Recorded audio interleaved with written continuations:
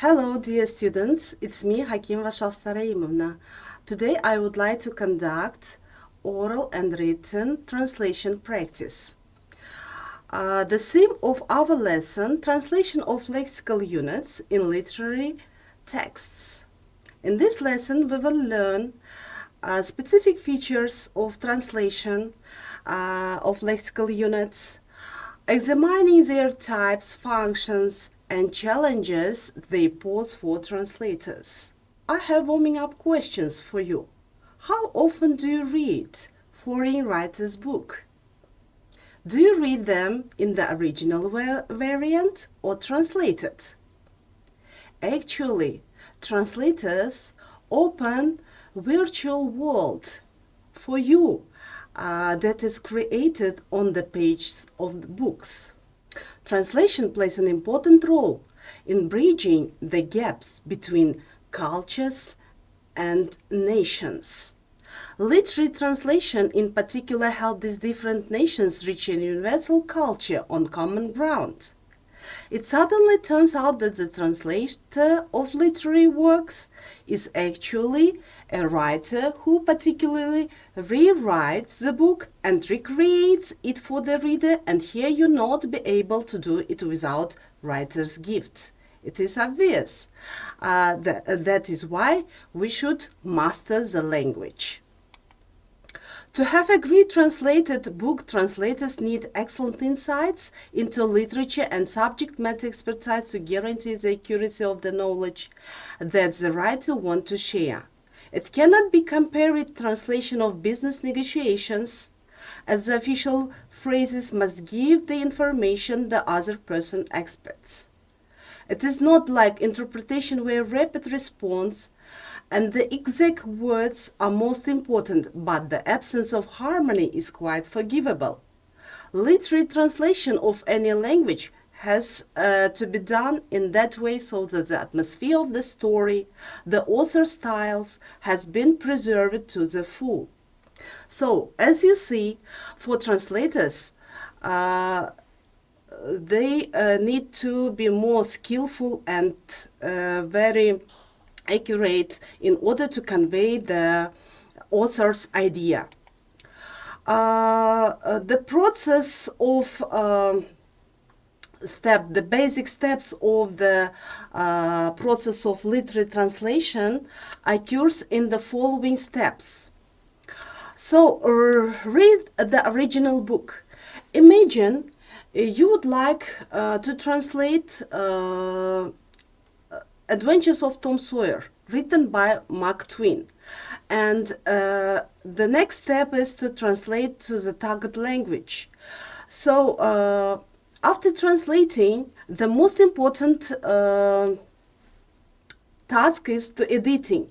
You may easily remove or add some important sentences which is given in the story.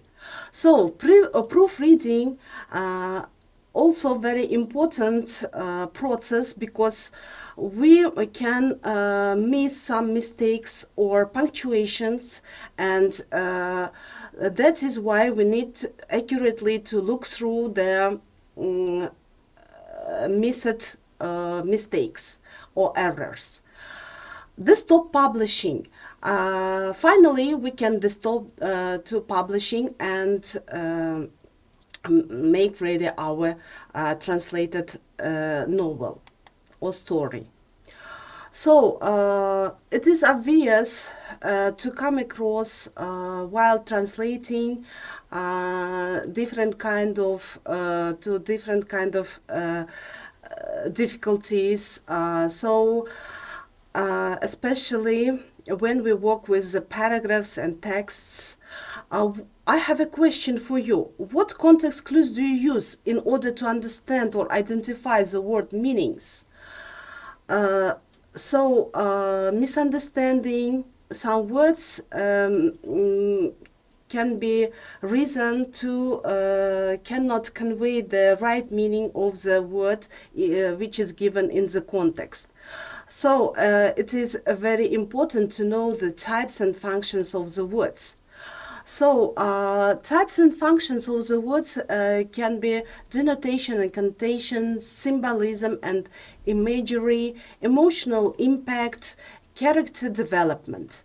Denotation and connotation, you know that denotation can be nicknames, proper names, geographical names, and connotation related with so words which are the extra and explicit and implicit words. For example, the word tiger, when we look through from the Macmillan dictionary, we can find out the translation and the meaning of the word. Tiger is an animal, and but it has extra meaning as violent, fearless, and hooligan, naughty in English, but in Uzbek it has positive meaning. For example, Dovyurak, Bahadur, Zabardast, Arslan.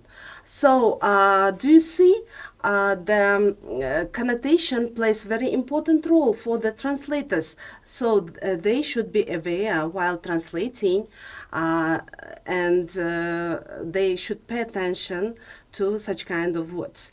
Symbolism and imagery.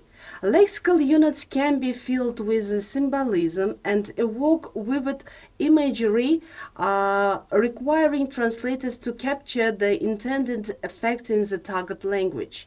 Emotional impact. Words can elicit strong emotional responses, and translators must accurately convey the intended emotions to maintain the literary quality of the text. Character development. The choice of words can contribute to the characterization of individuals, making it crucial for translators to preserve the nuances in the target language.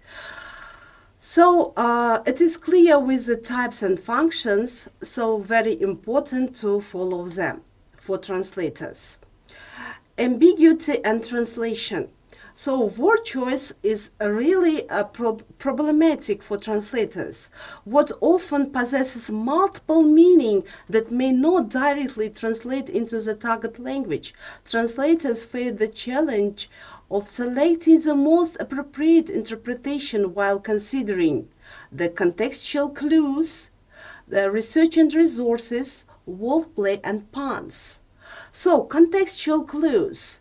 The surrounding context helps translators determine the intended meaning, the defining with ambiguous lexical units, dealing with ambiguous lexical units. So research and resources, translators really rely on dictionaries, literary criticism, and in-depth research to ensure accurate representation of ambiguous words. Wordplay and puns. Sometimes it can be lost in translation process, humor, and translating wordplay and puns in literary text requires creative and contextual adaptations to maintain the intended effect. Structural features of translation. Literary translation, this approach prioritizes direct translation of lexical units, preserving their structure and form. Adaptation. Translators may modify lexical units structure to maintain the sense and impact of the text in the target language. Transposition. This technique involves changing the word class or grammatical form of lexical units during translation. Cultural substitution. Incorporating cultural elements in the target language to convey the same impact as the original. Difficulties and limitations. Untranslated words. Every language has own untranslated word because of tradition, culture, and it has own specific words, realia, lacuna, exotic words, and so on. Some lexical units may not have equivalent counterparts in the target language, posing challenges for translators. For example, in Uzbek language, we have such kind of words: dasturxon, atlas, adras, xontaxta, tandir, kulcha, and in English language as well has such kind of words. For example, pub, sticking dance, Halloween, Santa Claus, and so on. Cultural nuances.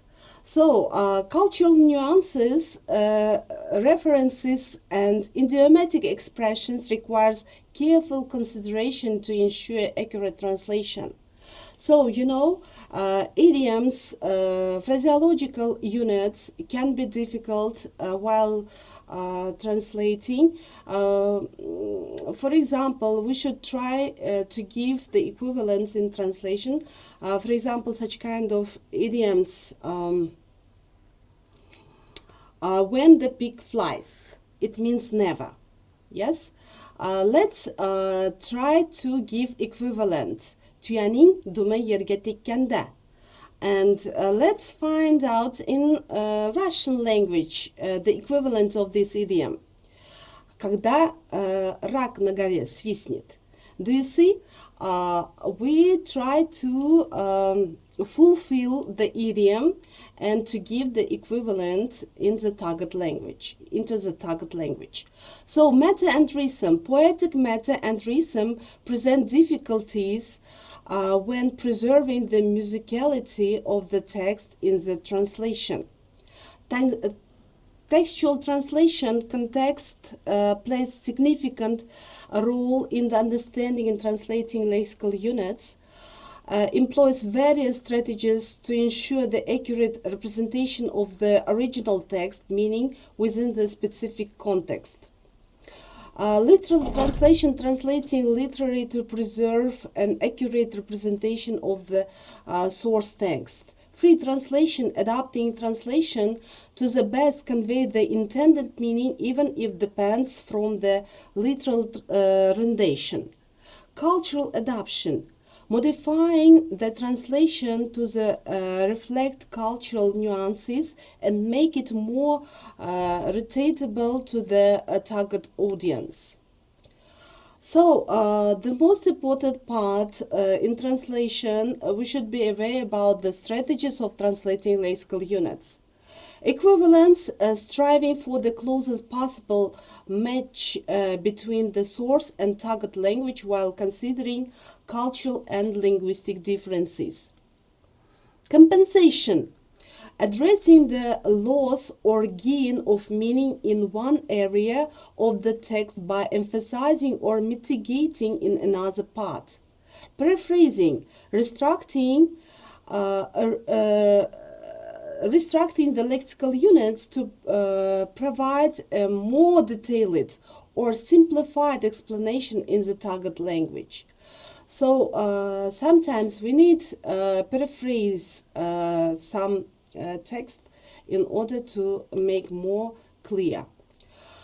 There are too many translators made attempts to translate different novels, different stories to the target language, and one of them, Ibrahim Ghafurov, who translated the Farewell to Arms, which is translation into Uzbek, Alvida Qral by Ernest Hemingway.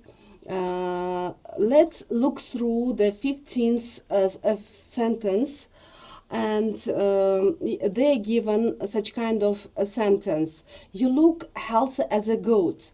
The translation of the second part of the sentence, healthy as a goat, in Uzbek sound like echkidei soch, but it sounds funny because in Uzbek we never use this word goat to express the state of healthy person. But the work is written by an English author and includes words, phrases and sentences that are used in English life and living conditions. Therefore, it is possible to use the expression healthy as a good for a healthy person who lives in England, and person in English, healthy person in English. Moreover, the author used the lexical unit very correctly. When the work was translated into Russian, the Russian translator chose a very correct method and replaced the word goat with the word buka, byk. As a result was formed the lexical unit Zdarov как byk. In Russian language, the word byk, buka, is noun to express a person's extreme health. Here, the translator used free word translation, where the Uzbek translator also followed to the Russian translator and gave appropriate translation. Replaced goat with byk. The Uzbek translator gave the adequate translation of the lexical unit otdik as a horse. Of course, this is a very appropriate alternative. Otdik sağlam, because in Uzbek language we widely use the lexical unit otdik as a horse instead of a goat to express a very healthy person, the state of the person. So the problem of word choice in translation, especially in literary translation, still requires deep research, strong effort, and great skill and experience. Translation is therefore an art. The novel Uncle Tom's Cabin, Tom Tog'aning kulbasi, in translation, written by Harriet Beecher Stowe, translated from Russian by Sharif Riza, and translation used second-hand translation. The second-hand translation means translation firstly done from English into Russian, then from Russian into Uzbek. Here given the lexical unit kattakon shahla kos. And this lexical word used word for word translation of Russian word combination большие красивые глаза, in which the word kattakon component in terms of structure, which has lost its traditional form in Uzbek language, is not required, because shahla and kattakon, the synonyms, yes? Because its meaning is understood from the lexical unit shahla kos. Secondly, this lexical unit has also synonyms in Uzbek language. Ohukos, charaskos, kuralaykos is used in relation to woman eye. In the translation, it was used for both women and young men, and the synonym botakos could be used for boys. In conclusion, we can say and state this translating lexical units in literary texts is complex and multi-phase task.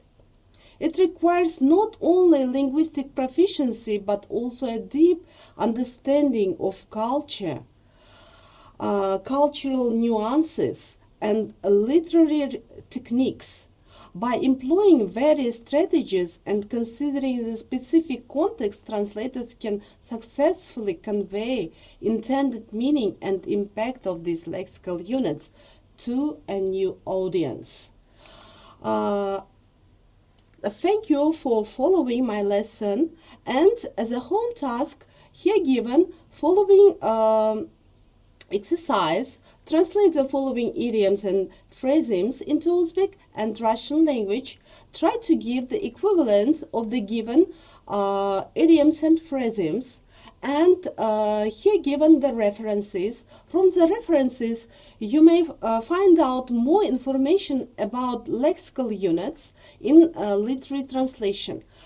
So, as you know, it is very complex and at the same time very interesting process, and you are aware about the process of and steps of literary translation, and you can practice and open a new world for you, for yourself. Thank you very much for watching my lesson.